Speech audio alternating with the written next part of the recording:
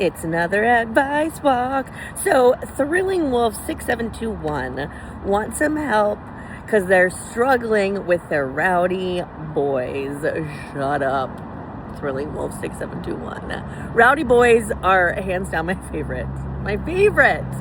I don't know why. Maybe I'm an inner rowdy boy at heart. I'm not sure. But rowdy boys are so much fun. And they end up being some of your hardest working students if you can get them, as I say, in the pocket. If you can get them in the pocket, rowdy boys will do everything for you, go to bat for you, ride or die for you, and are some of your most loyal followers in the classroom. I mean, I start a TikTok live every so often, and my rowdy boys are the ones coming to my lunch table. So all I'm saying is they're the best. And here is the secret to unlocking the superpower that are your rowdy boys is you watch their social dynamics. You look and see what role, and sometimes it takes a week or two to make that change. The first week you're not reprimanding.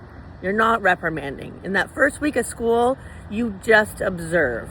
You don't set up the paradigm that they are probably very used to of me versus you.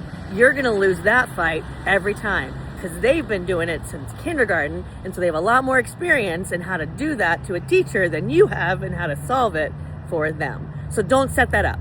Just watch and observe. And what you're watching for is their group dynamics. Figure out the leader of the group. And it might not be the loudest one. If there was a fire and you needed to get them all out, if you told this kid, he'd make sure they all got out. You want to find that kid. That's the kid you make a leader. And you may be the first person to tell him, hey, P.S., I see you being the leader of your friend group. I'm impressed by it. I don't know if you know that, but the way that they respond to you, the way that they interact with you, you are clearly a leader in that group. You may be the first person to tell that student that, but you just let them know, I want to help you be a better leader or a stronger leader because I think you're going to do a lot of really great things. You tell them that, and then you do that. You actually give them the support and the room to be a leader. You ask them the questions. Let them lead you in helping them lead. What would you like to see more of? What do you wish was different? Let me know those things and I'll help you do that. So then you become their ally. Then, whenever you need something, you ask them and the problem is solved. Also, you watch. This is how you really change your relationship with your rowdy boys. You watch to see any of them doing the right thing. Then you gas the poop out of them, you gas them up, and you send messages or you call home right away. So they know that there is something in it for them every time they do something right. You do that for 2 or 3 weeks, done.